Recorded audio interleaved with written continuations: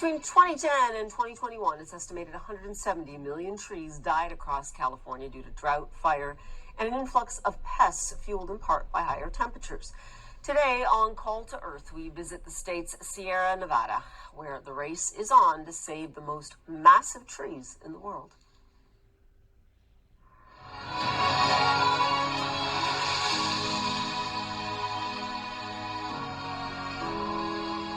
When people see these trees, they feel connected to them. They're so big, they're so beautiful. And I think most people feel like they're immortal. They are one of the largest living organisms on Earth. Giants that can live more than 3,000 years, and they are under threat. In 2015, that was the first fire that we had where we saw a significant number of large sequoias actually killed. And then the whole thing kind of went off the rails with the 2020 Castle Fire. That single fire burned about 10% of all living large sequoias on Earth. By the end of the 2021 fire season, experts we spoke to say up to a fifth of the population was lost. And when the scientists and fire managers started talking to each other and park managers about this, a handful of people said, wow, it seems like we need a call to action. And that's how the Giant Sequoia Lands Coalition was born. The coalition includes a range of members, from nonprofits and academic institutions to state, federal, and Native American tribal agencies. We're trying to get a better understanding of how vulnerable these trees are to drought and how fire and drought make them vulnerable to beetle attack. Sequoias require up to 4,000 liters of water a day, and understanding where they get their water during drought and fire is important.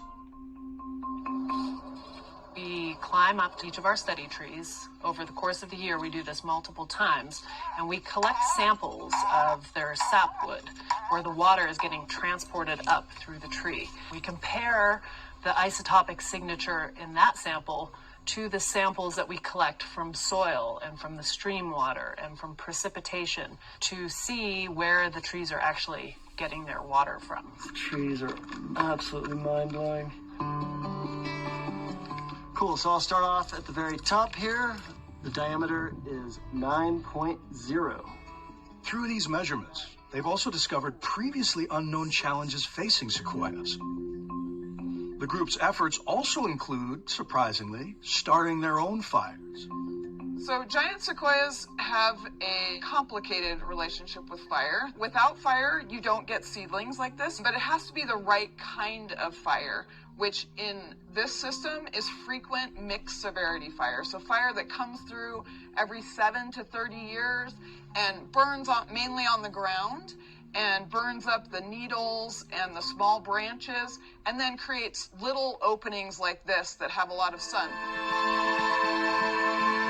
But the coalition says prescribed burning might not be enough, so they're also creating a genetic bank of giant sequoia cones. In the past, there's never really been a need to replant because we haven't had these large contiguous patches of high-severity wildfire within these groves. And when you have really large high-severity patches like that, there are very few remaining mature trees to disperse seed.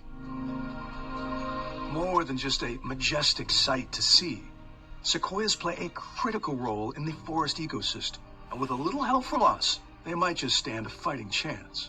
It really does put things into context and gives you a different perspective on our lives here on this planet and what's important. And I just hope that these trees persist into the future.